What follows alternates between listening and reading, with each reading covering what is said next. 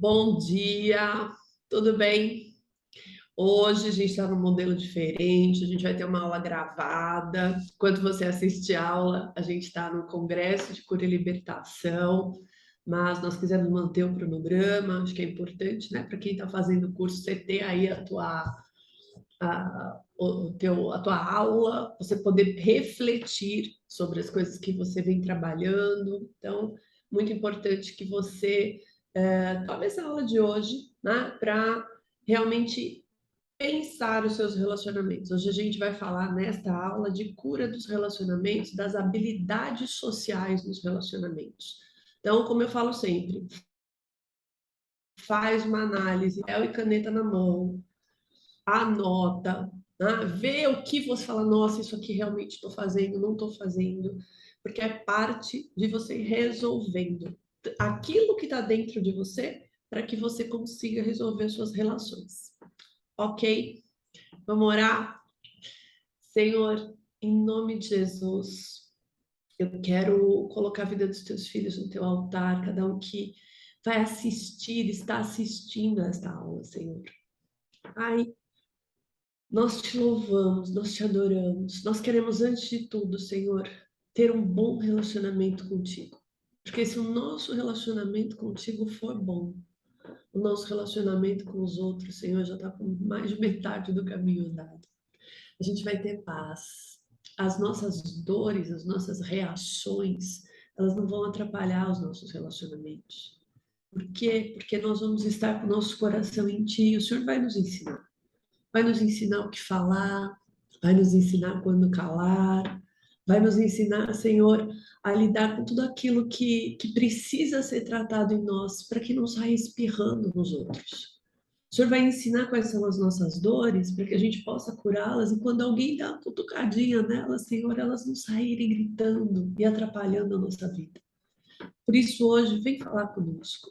Vem nos ensinar, Senhor, a lidar conosco, contigo e com o outro. Toma essa aula nas tuas mãos. Senhor, que ela possa produzir transformação na vida dos teus filhos. Que ela possa provocar a reflexão, Senhor, e ensinar os teus filhos no caminho que devem andar. Em nome de Jesus. Amém. Amém. Vamos lá. Primeira coisa que eu quero começar conversando com você, para a gente pensar o uso das habilidades sociais como cura dos nossos relacionamentos. O nosso relacionamento, ele tem a ver comigo, com o que está dentro de mim, com a minha relação com Deus e, em último passo, com o outro, né? Então, o que que acontece? Quando a gente se relaciona com as pessoas, normalmente a gente está sempre olhando para o nosso ponto de vista. Ah, então, eu fiz isso por causa disso. Ah, eu falei aquilo por causa do outro. Eu sei o que eu faço e os motivos pelos quais eu faço, uma boa parte das vezes. Tem vezes que é inconsciente, nem eu sei porque eu faço. Isso é triste, né? Então a gente precisa pensar um pouco nisso. Às vezes eu me observar para saber por que que eu tenho algumas reações, tá? Mas tem reações que eu tenho e que eu não percebo. Tem coisas que eu faço, tem coisas que me deixam brava, que alteram o meu tom de voz, que me fazem sair de uma conversa e falar assim, cara, desse assunto não vou nem conversar. Falou nesse assunto, tá bom. Tem gente que faz isso de uma maneira mais agressiva. Diz assim, não vou falar disso. Tem gente que olha, dá um sorriso e fala assim, ok, e sai. Ou para de falar. Por quê? Porque mexeu em alguma coisa. Só que às vezes a gente não percebe, talvez esse seja o pior dos mundos, né? Porque quando eu percebo, eu vou lá procurar o que aconteceu para arrumar. Quando eu não percebo, o que que acontece? Eu deixo isso interferir na minha relação sem saber o que que aconteceu. E às vezes boto a culpa no outro, que é pior, né? Então, a primeira coisa que eu quero te sugerir, se você quer curar os seus relacionamentos, você quer ter mais habilidade social, são alguns feedbacks. Porque feedback, Márcia, é perguntar para o outro como é que você me vê nos relacionamentos? Como é que você tem me visto? Como é que você acha que eu me relaciono? O que que você acha que eu estou fazendo que está legal, que vai bem, que me ajuda a construir uma boa relação? E o que que eu faço que está atrapalhando as minhas relações? Seja com você que eu estou perguntando, seja com as pessoas que você me vê me relacionar, né? Tem alguns amigos, tem alguns parentes que eles veem a gente se relacionar com as outras pessoas. E eles veem as coisas que a gente faz. Então, primeira coisa, escolhe gente que você confia, que você não vai ficar falando, mas essa pessoa, blá, blá, blá. Então, se essa pessoa, blá, blá, blá, não pergunta para ela, pergunta para a gente que você confia. Quando a pessoa te falar, sentar com você e falar, tá, você quer saber, quer, e ela começar a falar, não fica retrucando. Mas isso é porque não sei o quê. Não, mas isso aí você não tem razão. Mas isso, não. Você vai orar, vai sentar e vai ouvir. Ouve, anota de preferência, agradece e vai orar. Não é para questionar, não é para explicar, não é para justificar. É para ouvir e orar. Falar, Senhor, o que essa pessoa está me falando? O que disso aqui realmente precisa ser transformado em mim? O que eu estou fazendo mesmo? Por quê? Porque tem uma parte nossa que a gente não vê, mas os outros veem. Tem uma parte nossa que às vezes incomoda os outros. E aí as minhas relações não estão boas porque eu estou provocando isso. Tem gente que fala assim: todo lugar que eu vou as pessoas me perseguem. Bom, pode ser, pode ser verdade. A questão é o que você faz para ser perseguido. Será que você é chato? Já se perguntou? Será que você é agressivo? Será que você deixa de fazer o que é para ser feito, que é combinado, e aí fica ruim porque você não fez? Será que você faz coisas que não você deveria fazer, que as pessoas não esperam de você, e aí fica uma situação ruim também? Vai ouvir. Não adianta me colocar na situação de vítima e falar assim, eu sou perseguida. Será que não tem nada acontecendo, mas eu tenho uma rejeição lá de infância, que eu não consegui trabalhar, e aí tudo que eu leio eu acho que é perseguição? Aconteceu a mesma coisa com mais 15, e eu me sinto extremamente perseguida. Né? Eu digo assim, eu falo, quando você está se sentindo bem, você está no dia bom, você sai na rua, uma pessoa te olha, duas pessoas te olham, não sei o que, você fala, tô abafando, me amei, deu certo. Só que quando você está se sentindo mal, uma pessoa te olha, duas pessoas te olham, você já começa a procurar o que está errado, o super tá aberto, né? Tô com a cara suja, né? Por quê? Porque se a pessoa tá olhando para mim e eu acho que eu tô bem, eu acho que ela tá me fazendo um elogio, mas se ela me olha duas vezes e eu acho que eu tô mal, eu acho que ela tá me criticando. O ponto é, quem tá achando é a pessoa ou sou eu? Porque quem interpreta o olhar do outro sou eu. A pessoa falou isso porque ela acha que eu sou palhaça. Será? Será que quem acha que eu sou palhaça não sou eu? Porque eu não confio em mim, porque eu não tenho segurança. E aí eu fico o tempo inteiro achando qualquer coisa, pior, atribuindo isso ao outro. Outro dia uma menina falou assim pra mim, não vou levar meu namorado em casa, porque a minha família vai dizer que ele é blá, blá, blá, e deu uma lista. Eu falei, mas vem cá, como assim, né? Para quem se apresentou esse namorado? Não apresentei para muita gente, porque o mundo é preconceituoso, as pessoas vão achar que ele blá blá blá, que ele blá blá blá. Ela fez uma lista lá de comentários do que o planeta ia achar. Falei, quem te falou isso sobre ele? Não, ninguém falou. Eu falei, então quem pensou isso sobre ele? Porque se eu estou presumindo que a minha família, os meus amigos, não sei o quê, vão falar, quem está pensando sou eu. O ponto é se eu quero lidar com o que qualquer um possa achar e se eu sei lidar com o que eu acho. Eu gosto dessa pessoa apesar de saber que blá, blá, blá, blá, blá, blá, blá. Ué, assume, mas não põe a culpa no outro. Porque senão eu tô pensando isso do cara, e aí eu digo que tá todo mundo sendo preconceituoso porque estão criando uma teoria da conspiração contra o moço. Cara, assume. Pega você, tudo que você pensa sobre a pessoa e mesmo assim apresenta ela para todo mundo se você gosta dela. Por que não? Mas fácil pôr a culpa nos outros e dizer que o planeta vai conspirar contra o amor infinito que o cosmos mandou para vocês, não é não? As pessoas não me aceitam. Porque eu tenho essa ou aquela característica, eu faço isso ou aquilo, porque eu sou mais inteligente que o planeta, então o mundo não me compreende. A pergunta não é essa. Você se aceita? Porque quando eu me aceito, eu não preciso que o mundo fique reafirmando aceitação para mim. Agora, quando eu não me aceito, eu preciso que o mundo me diga que eu sou boa, que eu sou aceita, que eu sou amada. Todo mundo, obviamente, gente, tem uma certa dose, uma necessidade de aceitação. Isso é do ser humano. Agora, quando isso é exagerado, quando eu fico testando as pessoas, parece que eu quero irritar para ver se continua me amando. Vai chegar uma hora que vai cansar, desculpa. Quando eu testo o amor do outro o tempo inteiro, quando eu testo a aceitação, eu não faço nem o que eu gostaria de fazer, eu faço de propósito para irritar, para ver se mesmo irritado continua me amando. Vai chegar uma hora que o ser humano lá do outro lado vai cansar. Ah, eu estou rejeitando a outra pessoa para ver se ela não vai embora. Ué, se ela tiver uma dor de rejeição, uma hora ela também vai se sentir rejeitada e vai cansar. O que eu estou produzindo? Eu também preciso me preocupar com isso. Às vezes a gente se coloca no centro do universo e fica ali, né, brigando com o mundo. Será que não está na hora de eu pensar o que eu provoco no outro para saber o que, que eu quero provocar e o que eu quero de volta? Para entender que às vezes o que estão fazendo comigo não é ação, é reação. Porque se você briga comigo porque eu fiz alguma coisa para você, você não está agindo contra mim, você está reagindo contra mim. O problema é que quando eu não percebo que eu estou agindo contra você, qualquer coisa que você faz contra mim, eu digo, você está agindo, não, está reagindo. Se eu te cutuco e você me cutuca de volta, isso é reação da sua parte. Agora, se eu te cutuquei sem você me fazer nada, é a minha ação. E ela pode ter uma reação. Então, será que eu não preciso avaliar melhor as minhas ações para garantir que elas tenham boas reações? Se eu aceitar o outro, a tendência é que o outro me aceite. Se eu amar o outro, a tendência é que o outro me ame.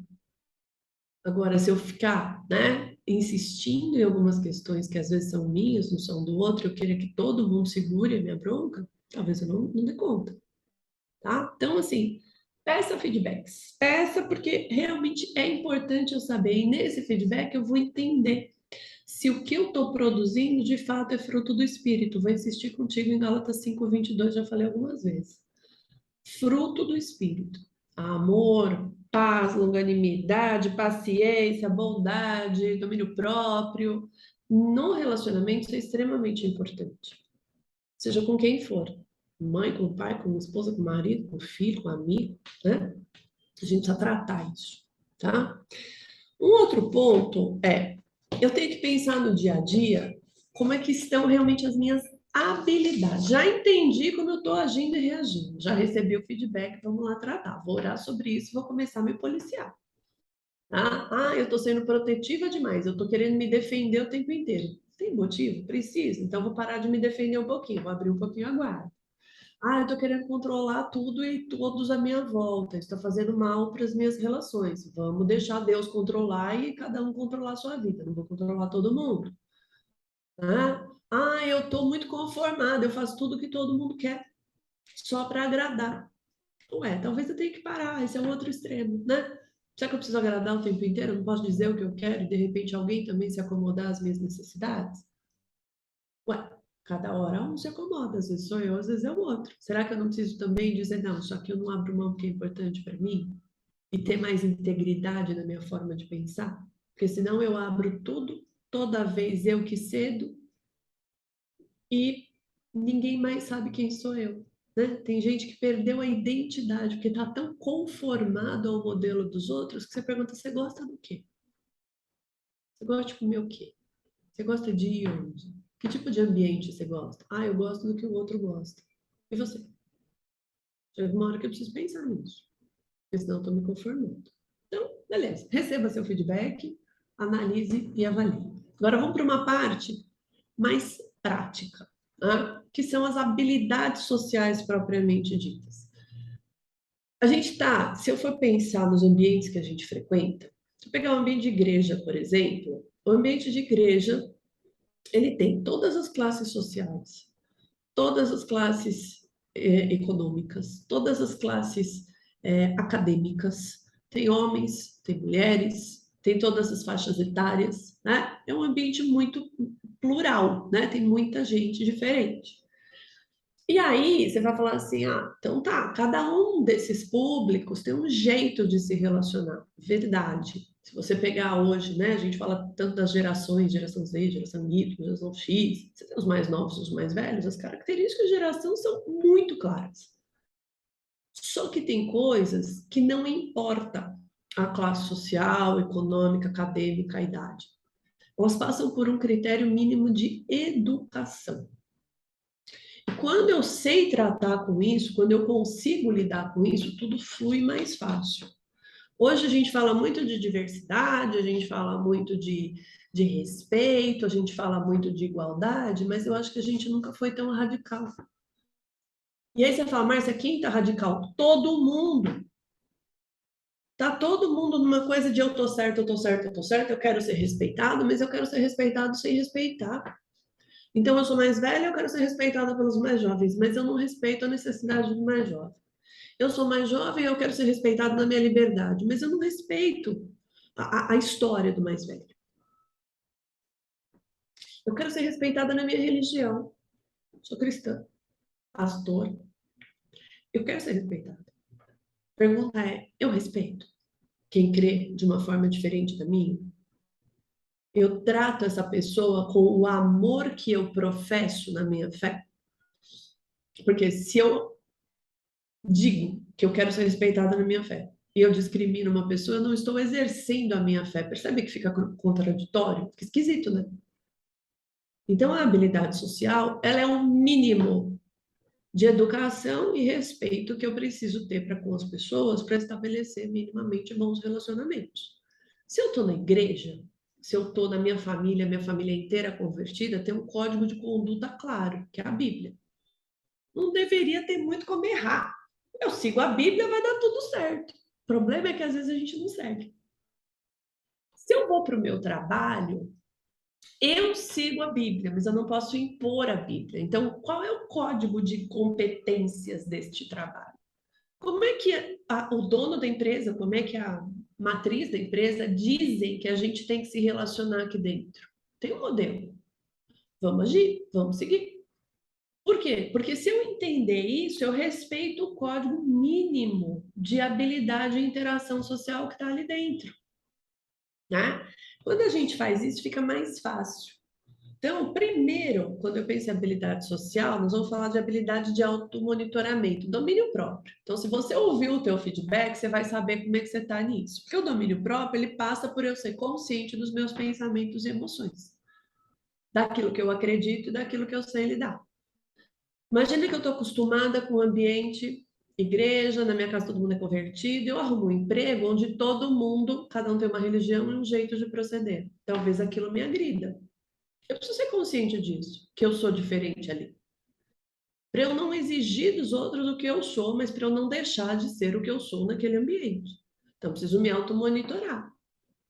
Ah, eu estou no ambiente, eu não falo palavrão. No trabalho eu falo, porque no trabalho todo mundo fala. Ué, mas eu não falo. Ah, mas eu no trabalho não falo e ainda brigo com quem fala. Não repetir, não rir, não participar, já diz o que você tem que dizer. Você não precisa brigar. Ah, tal pessoa, quando sai tal assunto, quando o assunto é chefe, o chefe está sempre errado. Ué, será que não sou eu que tenho uma deformação de autoridade? Então eu preciso me observar, ter domínio, saber que código eu estou seguindo para que eu consiga me posicionar de maneira adequada, tá? Segundo ponto é habilidade de comunicação. Então vamos lá. Primeiro eu preciso saber que a minha comunicação é verbal e não verbal. Não é só o que eu falo. Tem gente que fala assim: ah, mas eu falei. É o pior que no trabalho. Né? Ah, eu mandei e-mail. A habilidade de comunicação é eu conseguir atingir e mobilizar o interlocutor. Se eu não conseguir tua atenção para a aula, eu não estou comunicando de maneira adequada. Alguma coisa falhou. Ah, pode ser que você não queira prestar atenção mesmo, você não está afim, você não gosta do tema, ok? Pode ser que você está ouvindo a aula fazendo outra coisa, ok? Esse é o direito também, mas o fato é que a gente não está, então, se comunicando. Eu estou falando, não quer dizer que você está ouvindo. Então, quando a gente está numa questão de comunicação, eu preciso saber o seguinte: eu vou emitir uma comunicação. Está chegando? Está chegando de maneira efetiva? eficiente, o outro tá ligado. Você imagina que eu venho aqui dar aula para você, domingão de manhã, a gente está aqui, está assistindo a gravação, e eu começo a dizer assim: bom dia, gente, tudo bem? Hoje a gente vai falar de relacionamento, porque relacionamento é uma coisa importante. Quanto tempo você aguenta assistindo essa aula? Conta para mim. Tem um tom de voz que precisa chegar para você. Tem uma clareza e uma velocidade mínima para você prestar atenção. Do mesmo jeito que não adianta eu chegar aqui, vamos mudar, vamos fazer o outro lado. Atenção, um momento. Você tem que se relacionar melhor, porque se você não se relacionar melhor, a sua vida vai ser um inferno. E eu fico uma hora e, sei lá, 40 minutos, uma hora, neste tom de voz e neste tom de agressividade. Quanto tempo você vai ficar aí? Então, eu preciso pensar que a minha forma de comunicar precisa contemplar quem está do outro lado, que linguagem essa pessoa tem. Não adianta ficar aqui com um monte de palavra difícil ou com um monte de gíria que não tem a ver com todo mundo. Se é uma conversa um a um, se é uma conversa gravada, se é uma conversa ao vivo, se tem 30 do outro lado, se eu estou numa sala de aula onde o último da sala tem que me ouvir, eu preciso pensar tudo o que envolve a minha comunicação. Se é uma comunicação com o meu cônjuge, essa pessoa precisa sentir amor na minha fala. Ou ela não vai entender que relação é essa que está acontecendo aqui. Né? Então, para cada relação, se é com o meu chefe, precisa sentir respeito, profissionalismo. Se é com o meu funcionário, ele precisa sentir segurança para poder se comunicar comigo. Então, a comunicação, ela tem uma base que eu preciso pensar. Com quem eu estou falando, que mensagem eu estou dando, que canal eu estou utilizando. Márcia, eu não sei pensar em tudo isso. Ora, a palavra de Deus fala que Jesus, quando subiu aos céus, falou assim: eu estou indo, mas eu deixo o Espírito Santo que vai ensinar todas as coisas. Se você sabe que a sua comunicação é ruim, peça ao Senhor para te mostrar. Fala: Senhor, eu quero aprender. Me dá alguém que me fale, me dá percepção para eu notar o que está acontecendo, me traz a reflexão certa. Começa a pedir, clama a Deus por isso. Ele vai ter prazer em te atender. Se relaciona com ele, você vai aprender a se relacionar com os outros. Uma vez uma pessoa falou assim para mim: eu não sei me relacionar com educação, com essas coisas delicadas aí com as pessoas, não, sabe? Eu sou assim, eu sou desse jeito. Uma pessoa da igreja. Aí eu fiz uma pergunta para ela. Eu falei: vem cá, você conhece o apóstolo? Né? Já conversou? Já teve oportunidade? Já, conheço. Já fiz tal coisa? Já. Como é que você tratava ele? Ah, não, ele eu tratava assim com muito respeito, com muita educação, policiava a minha voz. Eu falei: então você sabe fazer. Usa o modelo que você usava para ele para todo mundo. Porque a palavra fala que eu tenho que usar de respeito e de percepção de serviço, que eu sirvo um ao outro com todo mundo. Então, peça uma pessoa que você respeita muito e usa o modelo que você usa com ela para todo mundo. Não vai ter erro. Mas, Márcia, é muito difícil? Muito difícil. Pois é, mas é uma habilidade social a ser desenvolvida. Porque se você sabe tratar alguém de uma hierarquia mais alta, se você sabe tratar uma liderança, quer dizer o seguinte: você sabe fazer. Você só não respeita os outros o suficiente para fazer com eles. Você escolhe com quem você quer gastar suas fichas. Aí a pergunta: é justo? Tá certo? E o que você está esperando então? Porque às vezes quem mais você trata mal são as pessoas que supostamente você mais diz que ama. Você diz que você ama a sua família e é a pessoa que mais é vítima da sua ferradura. Então, eu preciso pensar: o que eu estou fazendo? Márcia, na verdade, eu sou o contrário. Eu trato mal a liderança, eu trato mal a autoridade, eu sou rebelde, eu sinto que eu tenho raiva, parece que vai me ferir, parece que vai me machucar. Não vai fazer uma cura. Porque você pode ter uma ferida de autoridade e essa autoridade que está na sua vida hoje não é aquela que te feriu. Só que você está perdendo um monte de oportunidades, às vezes de ser promovido, às vezes de alguém te ensinar, porque você está andando pela ferida e não pela realidade, né? Então, avalia, tá? Como é que você está se comunicando com quem e por quê? Que mais? Habilidade de civilidade. O que é civilidade? Em palavras simples, bons modos. Bom dia, boa tarde, tudo bem? Vai mandar mensagem no WhatsApp? Eu faço muito isso. Às vezes eu tô correndo e eu pensando na pessoa, eu falo, então, manda uma mensagem. Oi, você pode fazer não sei o que, não sei o que, não sei o que? Oi, aí eu olho pra mensagem e falo, não, tá bom. Eu não falei com essa pessoa hoje, né? Quando a gente era moleque, meninada na escola, né? Você chegava pra alguém sem falar bom dia, tudo bem, a pessoa respondia o quê pra você? Minha turma olhava assim, dormiu comigo? Ou seja, você não me viu hoje. Se você não dormiu comigo, você não me viu, você não acordou e me deu bom dia. Então, me dê bom dia, fala oi, tudo bem, antes de começar a conversa, né? Pergunta se a pessoa pode ajudar quando você vai pedir alguma coisa, não chega dando ordem. Ah, mas é que eu sou o chefe da pessoa, não importa. Pede por favor, agradece o que a pessoa fez, mas é obrigação dela, tudo bem, obrigada. É simples, gente, são coisas pequenas, às vezes na própria igreja. Eu brinco, às vezes, com a turma que faz escala de seis, às vezes eles estão tão desesperados, escala de seis, escala de oferta. Eles chegam assim, oi, você pode fazer isso aqui, isso aqui? Ó, tô te pondo na escala. Eu estou respondendo, eu falo, oi, tô bem, e você? Posso, claro que eu posso, tô lá para isso. Mas assim, dá oi, poxa, né? Né? Ah, eu preciso agradecer quem faz alguma coisa na igreja? Teoricamente não, porque a pessoa não está fazendo para mim, ela está fazendo para o Senhor. Mas se ela está servindo a Deus comigo e fazendo uma coisa que ela facilitou o meu serviço, por que que eu não posso agradecer? Por que eu não posso dar um sorriso para ela? Não, porque eu tô corrido, eu não sorrio. Precisa. Então, você está sendo peso? Pô, faz de leve. Chegou na sua casa, alguém fez uma comida gostosa, agradece. Ah, você fez o almoço, vou lavar a louça. Né? A gente precisa pensar nessas coisas. Às vezes você diz na mesa da cozinha, pega o sal, por favor. Obrigado. Coisa básica, pequena, mas importantíssima para as pessoas saberem que elas são apreciadas. A gente precisa disso, tá? Habilidade de empatia, saber se colocar no lugar do outro, né? Eu não sou o outro.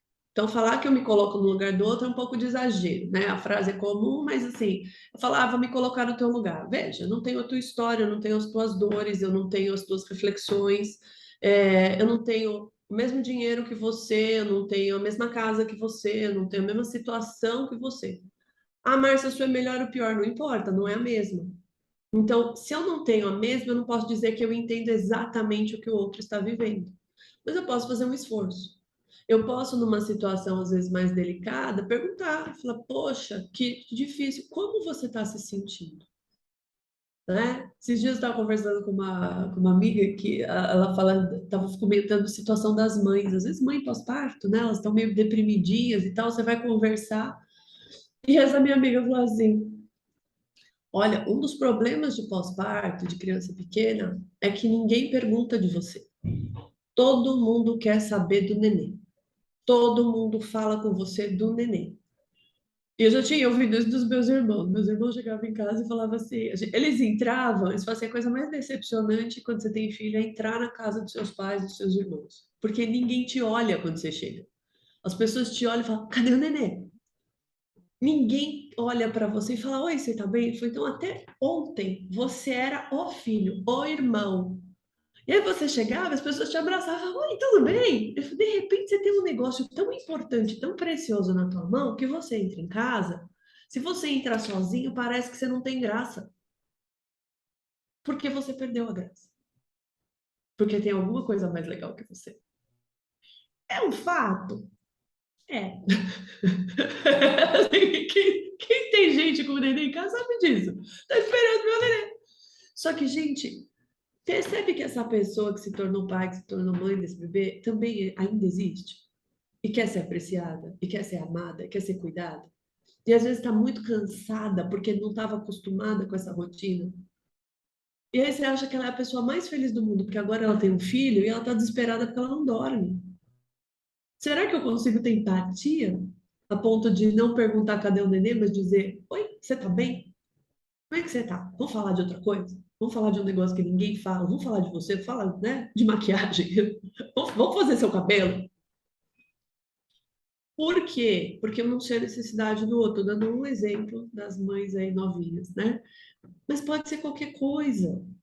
Será que a gente olha para a necessidade do outro no ponto de vista do outro? Outro exemplo, de uma rodinha, solteiros, casados, divorciados e variados. E aí um dizendo assim, não, a sua situação que é boa por causa disso, disso, disso. Não, a que é boa é a sua, por causa disso, disso, disso. Não, a que é boa é a sua. Gente, será que todas as situações não têm dores e flores? A gente só fica olhando para que, eu sei o que dói é a minha, lógico. O que eu vivo é a minha, eu sei o que dói. Só que quando eu olho para do outro, parece que ela é melhor, né? Será que o outro não tem dores? Será que quando o outro vem falar de uma coisa que é dor para mim, eu tenho a empatia de ouvi-lo e ser respeitosa? Porque talvez não seja dor para mim o que ele está falando, mas é dor para ele. Ou eu digo, isso aí é fácil, difícil é o que eu vivo. Mas, gente, a pessoa está com dor, é hora dela saber o que eu vivo, é hora de eu oferecer o meu ouvido, meu ombro e dizer: entendi, tá bom, vamos conversar. Puxa, que difícil. Não sei o que te dizer, mas posso orar por você? Quer um abraço? Não sei. Às vezes eu não sei. Ué, tem situações que você fala, mas não tem nenhuma empatia, tão fora da minha realidade. Não faz mal. A gente sempre vai ter uma palavra, uma oração e um abraço para oferecer. A pergunta é: a gente quer oferecer ou a gente está sempre esperando receber? E fica frustrado quando não recebe, né? Então, preciso pensar nisso. O outro é uma habilidade que a gente chama de assertividade, de confronto, de ser direto, de colocar o problema na mesa com clareza. A gente tem, acho que principalmente brasileiro, tem muito preconceito com isso. Por quê? Porque a gente fica dando volta no assunto. Às vezes a gente sai da conversa e escapa dela, ou às vezes a gente briga. Mas sentar e dizer assim: deixa eu te contar uma coisa. Toda vez que você faz isto, eu me sinto assim. Olha, eu reparei que na nossa relação está acontecendo isso. Eu não sei por que que é, mas eu vou te contar como eu me sinto quando você faz. Olha, eu queria te contar que eu faço tal coisa, não é para te pressionar, é porque eu quero te ajudar. Estou te ajudando? Ou você quer que eu pare de fazer? E tudo bem se você quiser. Ou seja, transformar as minhas suposições e as minhas supostas dores em perguntas, em falas claras. Olha, deixa eu te contar, quando eu te mando, sei lá, né, uma mensagem e você não me responde, nem sim, nem não, nem porquê, nem não quero, me sinto rejeitado, me sinto desprestigiado. Se for um líder, me sinto desrespeitado. Eu vou contar como eu me sinto, porque se o outro estiver preocupado com isso, ele vai mudar. Agora, se eu só assumir, sei lá, imagina que eu mando para um funcionário meu uma informação e ele não me responde. Eu falo assim, tá me desrespeitando, vou mandar ele embora. Gente, será que a pessoa só não esqueceu porque estava corrida fazendo outra coisa? Ah, mandei uma pergunta e a pessoa não respondeu. Porque ela não tá nem aí para mim. Será que eu não perguntei alguma coisa que dói para ela responder? Será que eu não entrei num assunto que é delicado? Que botãozinho será que eu apertei com essa pergunta? Vou pro mais básico, hein? Será que eu pus ponto de interrogação e a pessoa entendeu que era uma pergunta? Coloca com clareza o problema, né? Às vezes fala assim, outro dia uma pessoa mandou uma mensagem. Gente, ministro de cura não é uma pessoa fácil na vida, a gente é complicado. É muita mensagem. Às vezes a gente, né, tá com o WhatsApp, ele é o mesmo para a família, para o trabalho, para a igreja, para sua vida pessoal. E às vezes entra um monte de mensagem, uma vai parar lá embaixo, se você não vê hoje, amanhã e depois você não vê mais. E aí você esquece. Acontece. Mandou mensagem, não teve resposta, delicadamente, isso para qualquer pessoa, hein? Manda dizendo: oi, tudo bem? Te mandei uma mensagem, não sei se você conseguiu ver. Você pode dar uma olhadinha no que eu te perguntei? Então, tudo bem, a pessoa vai lembrar que ela não fez. Agora, eu mando às vezes uma mensagem, a pessoa não responde, depois de 3 dias, 4 dias, ou 3 meses, como já me aconteceu, a pessoa manda assim: se vocês não respeitam as pessoas e bebê, bebê, bebê, bebê. Caramba, eu só esqueci. Eu sou um ser humano, esqueci. Desculpa, foi mal. Me dá a chance de reparar. Não adianta brigar comigo. As pessoas esquecem. Só que quando a gente está na dor, a gente acha que não esqueceu, só não respondeu porque não quis. E se eu não perguntar diretamente, habilidade de enfrentamento, de assertividade, eu não vou ter uma resposta verdadeira, tá? Por último, não é por último ainda, tem mais um. Habilidade social de trabalho. O que é uma habilidade social de trabalho? É a habilidade que é conectada ao meu papel, né? Pode ser profissional. Então, assim, vou dar exemplo em várias áreas.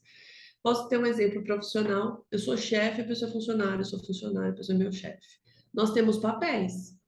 Eu me relaciono com o mesmo respeito com as duas figuras, mas em uma eu tenho obrigação de dar a direção, porque eu sou a líder, e na outra eu tenho obrigação de seguir direção, mesmo quando talvez eu não concorde em última instância. Mas e quando for ilegal, eu tenho o direito de me demitir. Eu não preciso ficar no lugar ilegal.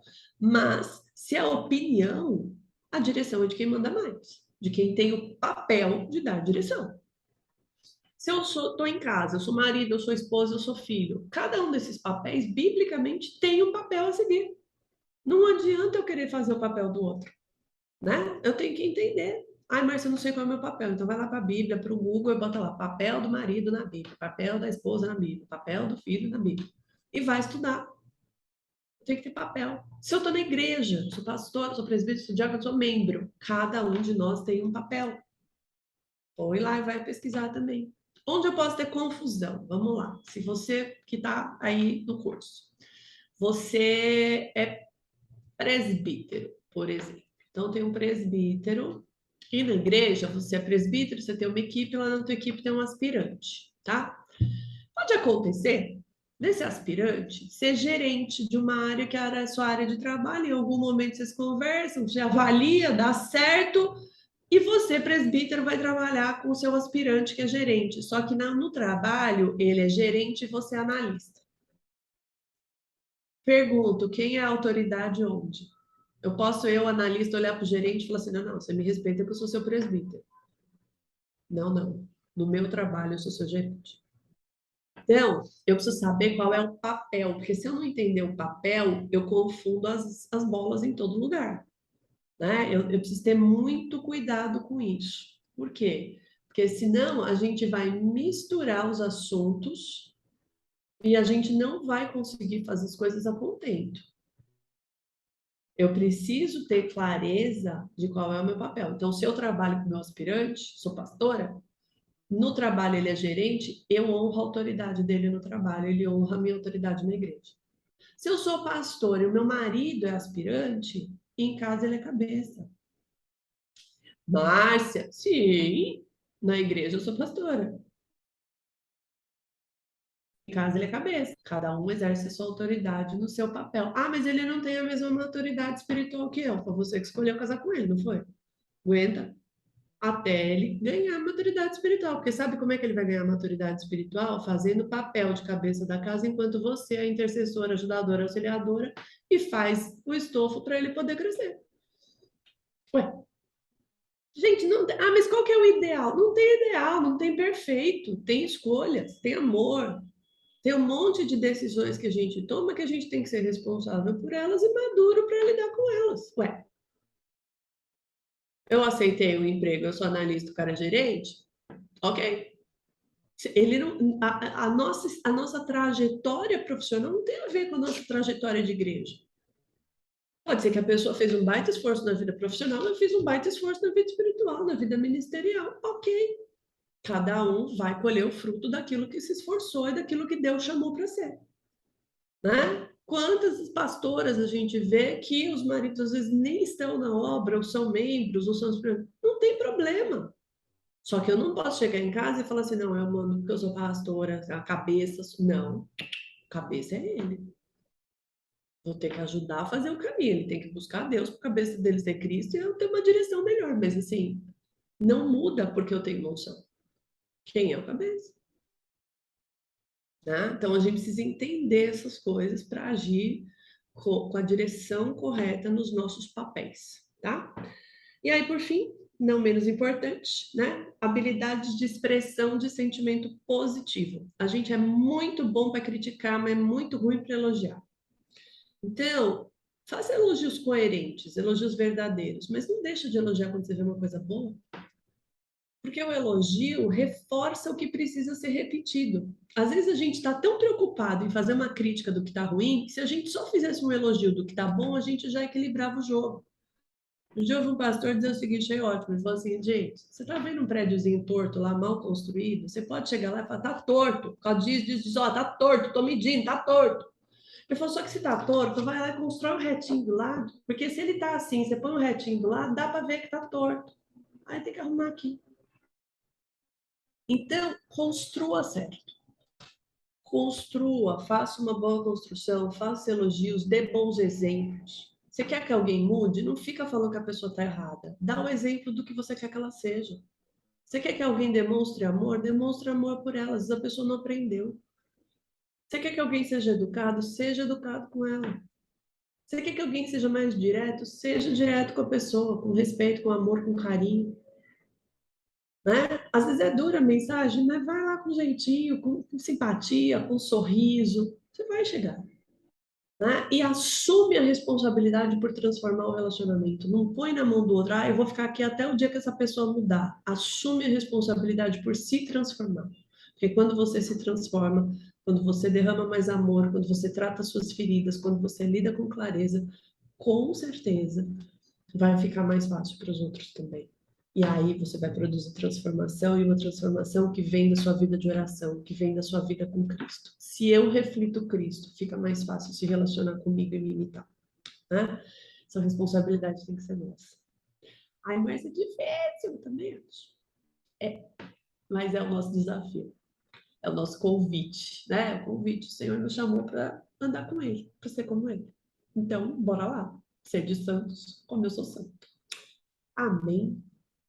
Bom, hoje eu não estou aqui para tirar dúvida, né? A gente tem aí os assistentes, os multiplicadores. Se você tem dúvida, se você quer comentar, agora vai ser a chance de você colocar a sua dúvida. Se quem estiver em sala, seja multiplicador, enfim, né? Quem está acompanhando aí a turma, souber, vai te responder. Se não, essa turma vai anotar a sua dúvida. E aí eles vão passar para a gente grava depois a resposta ou dá a resposta na próxima aula para você. Não deixa de tirar dúvida só porque a aula é gravada. Tá bom? Quero orar por você e colocar sua vida aí diante do Senhor, para que você possa compreender tudo isso na direção do Espírito Santo e aplicar aquilo que aplica para sua vida. E o que já tá bom, Márcia? Glória a Deus. Né? Parabéns. Que o Senhor continue te usando e usando aquilo que você já aprendeu na vida daqueles que estão à sua volta. Amém? Senhor, em nome de Jesus, eu consagro essa aula, os teus filhos. Senhor, se há dúvidas, que elas sejam colocadas, que o teu Espírito também, Senhor, ajude a sanar aquilo que de repente tem coisas muito específicas da vida das pessoas que a gente não consegue trabalhar numa aula, ou sei lá, ter um exemplo numa aula. Que o Senhor tome isso que nós falamos aqui e fale ao coração dos teus servos. Que o Senhor trate no coração deles aquilo que o Senhor quer tratar hoje. Que o teu Espírito clareie as situações para eles perceberem o que está sendo realmente a ação dos outros contra eles, e eles precisam agir na oração, mas também que eles percebam aquilo que as pessoas estão reagindo contra eles, e eles possam mudar através do seu próprio posicionamento e comportamento. Que em nome de Jesus, cada um que está em sala, cada um que está ouvindo essa aula, cada um, Senhor, que hoje está colocando os seus relacionamentos junto comigo nessa oração diante do teu altar, seja curado. Que nós sejamos mais hábeis na empatia, no amor, na cura das nossas dores, para nós realmente sermos Cristo, sermos o Senhor na vida das pessoas.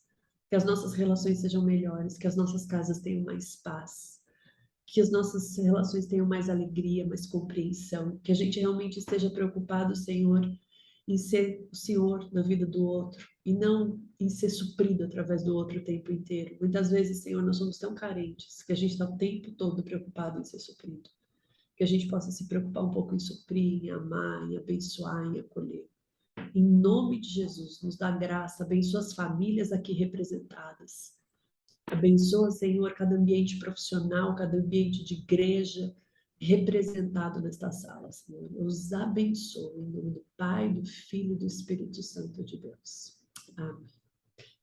Amém. Um ótimo domingo para vocês. Deus abençoe. Semana que vem a gente está de volta aqui com as aulas ao vivo. Tá bom? Beijo.